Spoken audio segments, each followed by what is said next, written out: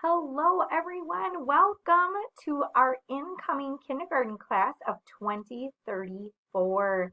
My name is Amanda Durnan, and I am the principal here at Byron Primary School. And today we are going to give you a little snapshot of our school and kindergarten, as we are very excited to get started for the 2021-2022 school year and welcome in our new kindergarten students. So we're going to start with some of the people who work at Byron Primary School. I, again, am the principal here, Amanda Durnan, and we have lots and lots of support in the building. We have two ladies in the office, Tina Ruffsedge, who is an administrative assistant, and Lisa Ress, who is our clerical team, and they are always around willing to help out and answer questions whenever possible. You may or may not have talked to one of them already about registering for kindergarten. We have a full-time school nurse, Jen Brummer, who is with us every day. We have a full-time school counselor, Emily Groby, who is with us every day. Our special education coordinator for Byron Public Schools is Janine Eady. She is housed in the Byron Primary School. Val Lindahl is our director of transportation. Debbie Frank is our food service director. Jessica Denter is our curriculum instruction and assessment director. Crystal Dierks is our Project Kids Director at the primary school specifically, and Jen Dole is our Community Ed Director. We currently are planning for 9 kindergarten sections next year. Our kindergarten staff include Mrs. Atkinson, Mrs. Barstead, Ms. Bauman, Mrs. Benzick, Mrs. Blum, Ms. Darcy, Mrs. Hatton, Mrs. Schneider, Ms. Staley, Mrs. Krings, who is one of our kindergarten specialists, and Mrs. Pompey, who is one of our kindergarten specialists. Lots of information can be found at the Byron website and on our primary school webpage. So I have linked those two sites for you on here, and just with little snippets of what you should be seeing when you go on there.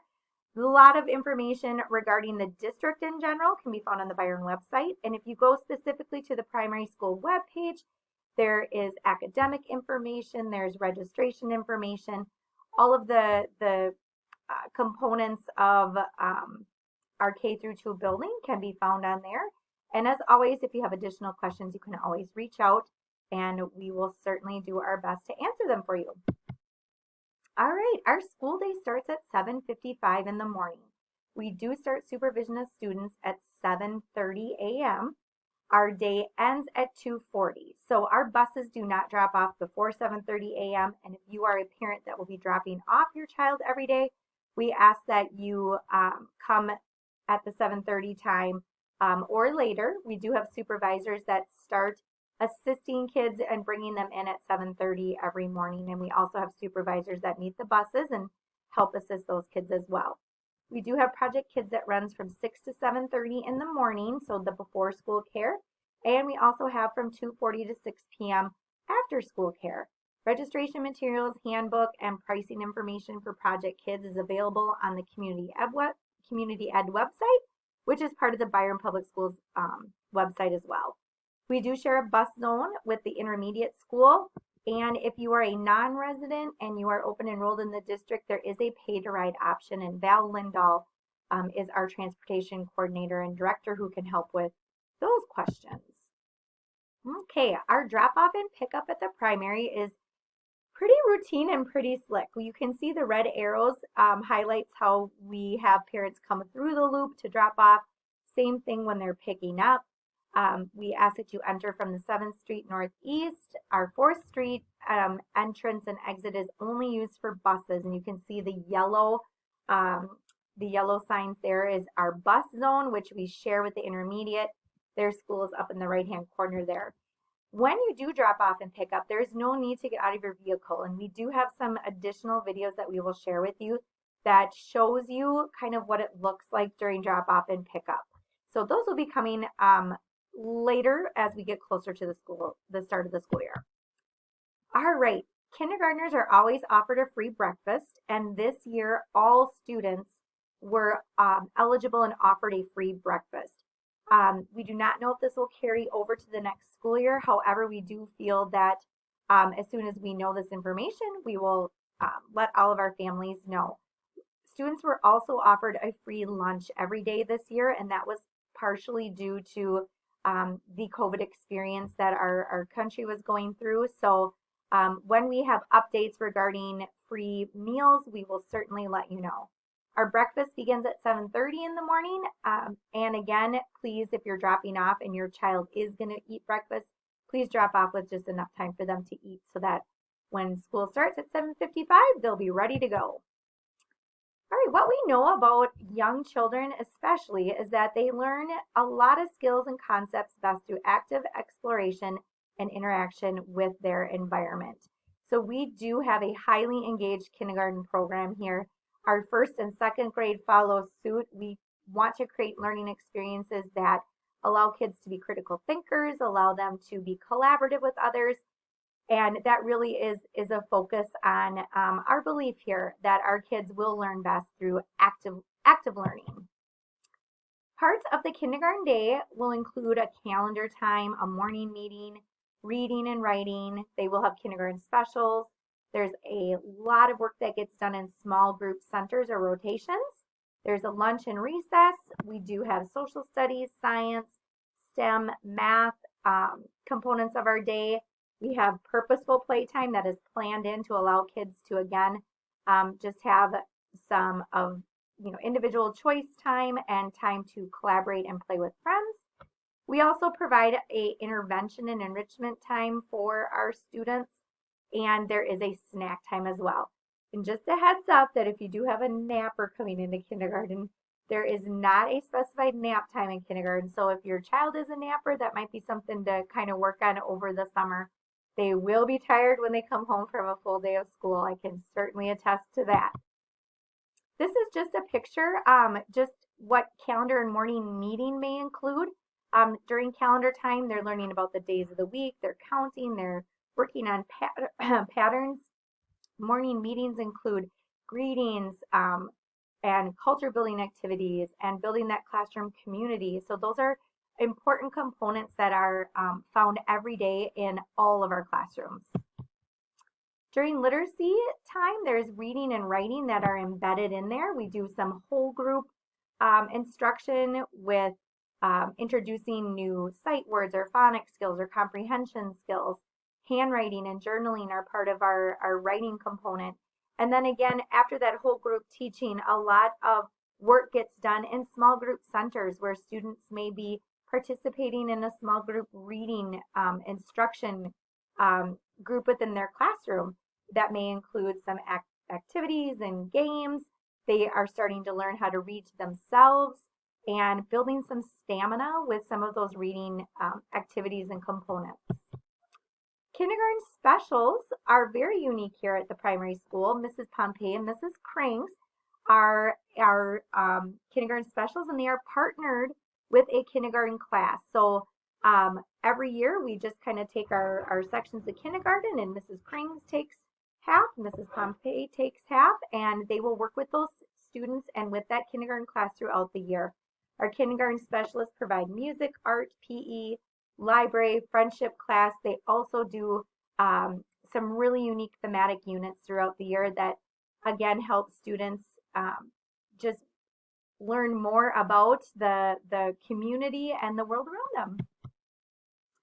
So lunch and snack, we do have that time built in every day.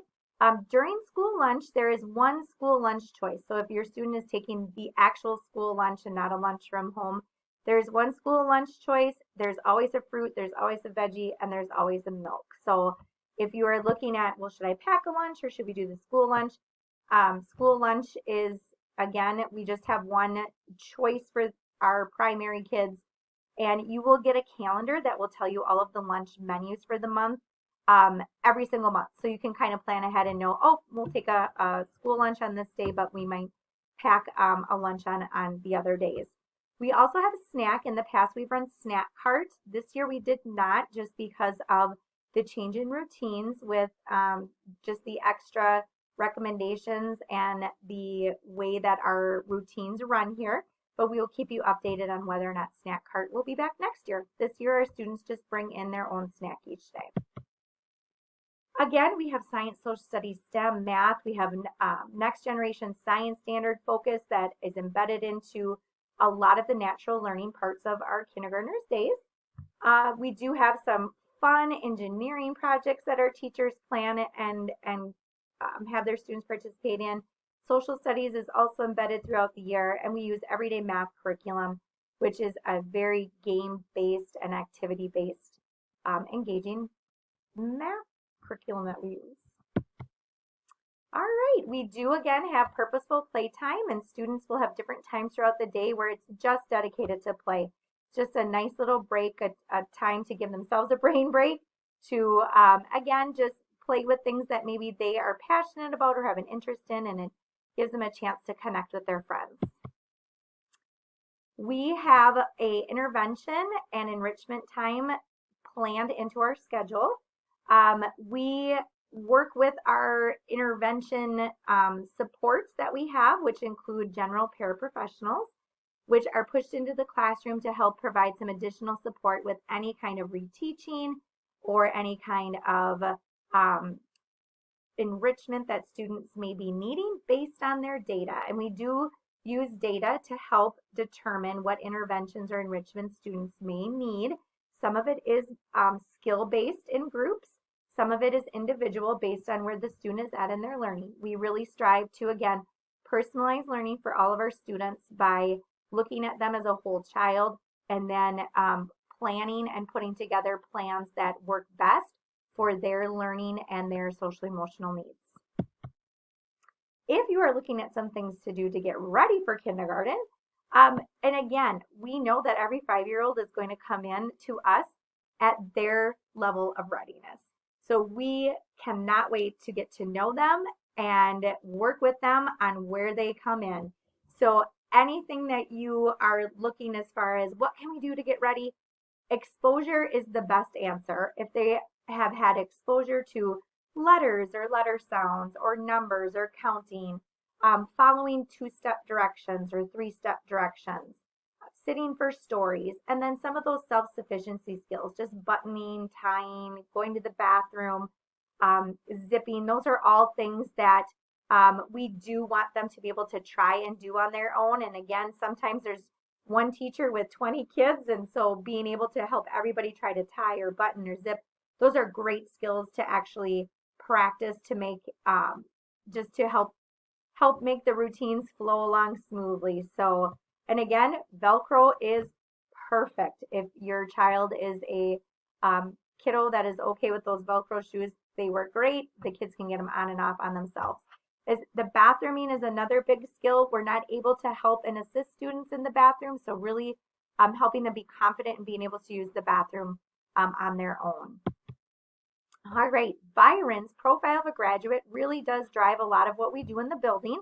And again, these are our 6 C's. You've heard some of them come out in different parts of this presentation, but we do want to develop self-directed learners and build their character, create that community of citizenship within our building and within the classroom, collaborate with others, communicate and expand communication skills, be creative, and be critical thinkers. So you will hear about the profile of a graduate, and this is what drives our district K through 12.